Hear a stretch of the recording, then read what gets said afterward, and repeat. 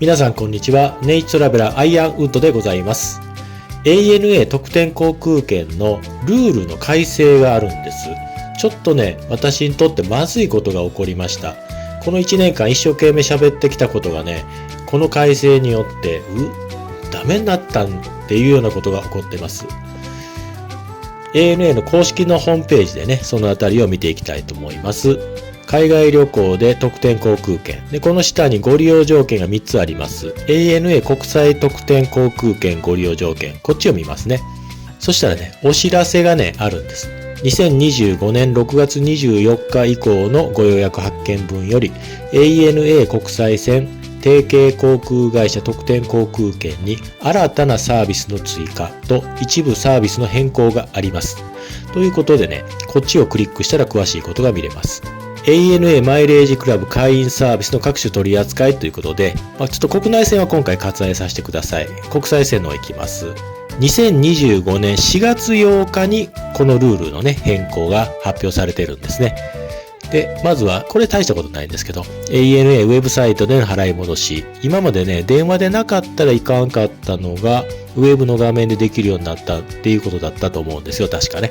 次はね、これいい方向ですね。今までは往復じゃないとダメだったのが、片道特典航空券が導入されました。ANA 国際線特典航空券、提携航空会社特典航空券、どちらも OK です。問題は次なんですわ。ここが私にとって非常に大きな問題なんですけども、往復特典航空券における乗り換え条件が改定されるんです。で、従来ですね、ANA 国際線特典航空券の場合は、日本国内で往路復路各2回可能だったのが、6月24日以降、日本国内で往路復路各1回になります。それから提携航空会社特典航空券。こちらもね、国内が一緒なんですね。国内で往路復路各2回であったのが、6月24日以降は、日本国内は往路復路各1回になります。で、外国の乗り継ぎはね、変わらないんです。国外で往路復路各2回。これは6月24日以降も一緒です。で、この場合ですね、6月23日までに予約をしたと。それで日本国内の乗り継ぎが2回ある場合どうなるんかですね。変更はできないのかって、そんなことはないみたいです。そこをこの下に書いてます。一応、ウェブ上ではできないらしくって、電話で問い合わせしてくださいということになってますね。それと、スターアライアンス世界一周特典航空券がなくなりますと。こちらは僕はね、関係ないんだけど、ショック受けてる人もいらっしゃるのかもしれないです。さあ、そしたらね、これだけなのかって言ったらこれだけじゃないんです。もう一回先ほどのね、ページ戻ります。次ね、お知らせの2番目があるんです。2025年6月24日以降にご予約発券の ANA 国際線特典航空券について、一部のクラス、シーズンを除き必要マイルを改定します。ここでね、大きなポイントなんですけど、1番目はね、ANA 国際線と提携航空会社特典航空券、両方の案内でしょ。2番目はね、ANA 国際線特典航空券だけの案内なんです。ここね、大きなポイントで、多くの人これ紹介してないんですけど、なんでだろうね。必要マイルチャート、これ見ますよ。全部見たらちょっとキリがないので、僕がね、よく東南アジアの話してますから、アジアにゾーン4見ましょうか。日本発着でゾーン4です。日本発着でゾーン4はここです。エコノミークラスの場合、ローシーズンが3万、レギュラーシーズンが3万5千。これはね、変わりません。変わるのはハイシーズン。3万8千がなんと5万ですわ。ですから、すっごくね、レギュラーシーズンとハイシーズンの格差が生じます。それからビジネスクラスですね。ローシーズン、現状が5万5千のがね、8万になります。これはきついね。レギュラーシーズンが6万が8万5千。ハイシーズンに至っては6万3千が9万5千。9万5千って言ったらね、去年だったらヨーロッパまでビジネスクラスで行けたマイル数なんです。これはないわっていうようなことになってます。これはね、皆さんが紹介してるんです。もう速報で4月の9日にね、YouTube とか上がってる人見たんですけど、提携航空会社変わってないんです。おかしいんです。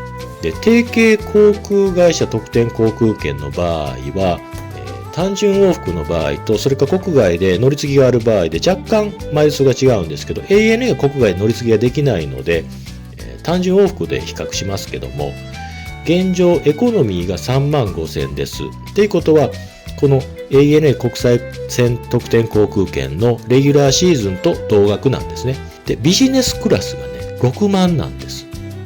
これもいわゆる現状の ANA 国際線特典航空券と同じ。こっちは改定されないんです。っていうことはね、今のままだと6月の24日に予約発券した場合、ANA 便で単純往復東南アジアをしたら85,000マイルかかるのが、 ANA 便以外のね、スターアライアンスの会社を絡めたら6万で済むんです。これおかしいよね。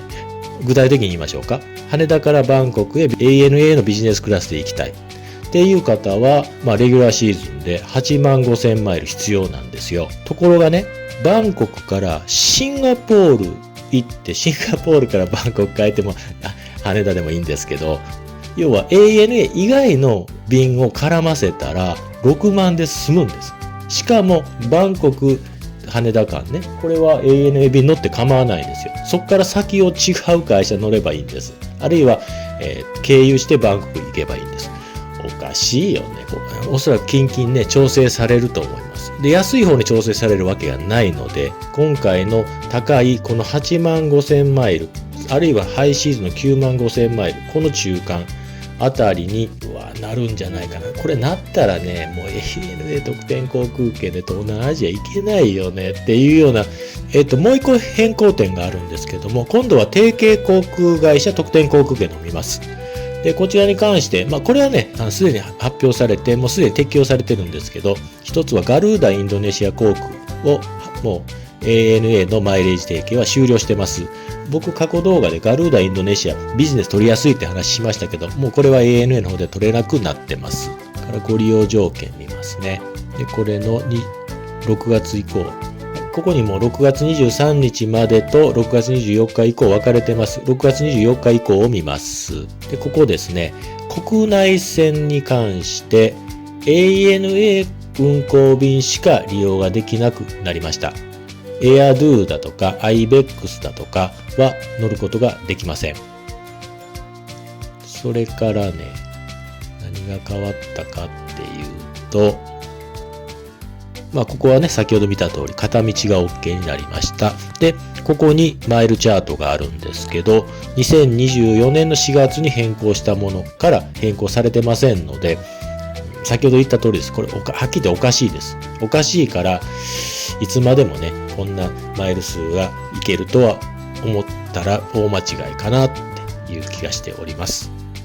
あと乗り換えに関してはここにありますけども、片道の場合は日本国内で1回、海外2回で計3回まで乗り換えが可能ですと。往復の場合は国内で往路、復路各1回で、海外で往路、復路各2回まで、合計6回乗り換えが可能ですということになります。で、この次の途中後期、片道旅程の場合は途中後期はダメなんです。で、往復旅程の場合は目的地以外に1回の後期が可能です。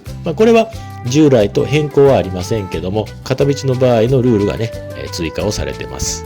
はい。ということでね、僕が今まで行ったね、ぐるぐるツアーとか、それから2往復ツアーとか、あるいはね、私実際に今年2回発券してるんですね。そのチケットどうなるのってどうなるのってことはないですね。先ほど見た通りで乗ることは可能なんですけども、今から同じチケットを取ろうと思えば取れないんですよ。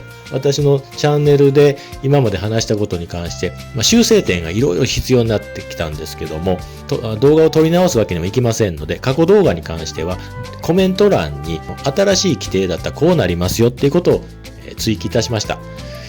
それをね、ちょっとおさらいっていう形で見ていこうと思います。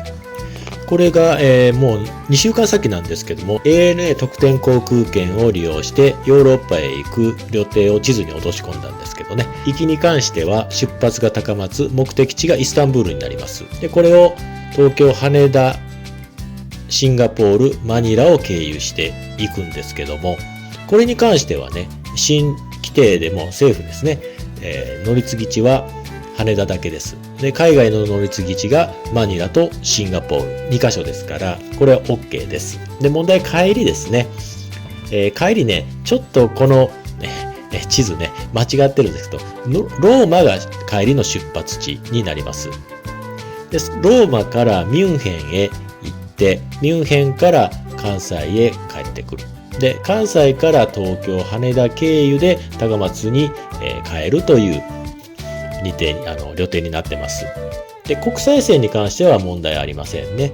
乗り継ぎ地はミュンヘン1カ所だけです。問題は国内の乗り継ぎ地が2回あることがダメですね。関西と東京。これは新規定じゃダメになります。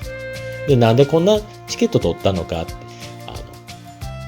ミュンヘンあるいはフランクフルトから東京へ、この日ね、これ5月の2日じゃなく、そうやね、5月の2日で日本に帰ってくるのが5月の3日なんですけど、特典航空券の空きがね、1枠しかなかった。ですから私と妻とバラバラでね、帰ってくるんでしたら、東京に帰ってこれたんですけども、関西空港であれば2枠の空きがあったので、関西空港に帰ってくるようにしました。では、新規定だったらどうなるのか。もう関西で旅行をやめれば OK ですね。で、夏休みと10月の東南アジア2往復なんですけど、これちょっとね、古い地図でごめんなさい。8月で2往復が帰着するようになってますけども、実際は、クアラルンプールから先は10月です。どっちにしてもね、2往復ができるのかできないのかを見ていきます。で、日本でストップオーバーをするって、よくね、皆さんが紹介しているパターンなんですけど、高松から出発して、東京羽田経由、深セン経由、台北で大阪関西に帰ってきます。これが1往復目。で、2往復目のスタートが東京羽田でクアラルンプールに行きます。で、クアラルンプールからシンガポール、上海、羽田経由で高松帰ってくるんですけども、これ、行きがダメですね。帰りはセーフですね。で、行きが東京羽田が2回乗り継ぎになってるんですね。ですからこれダメです。で、どうしたらいいのか。2往復できないのか。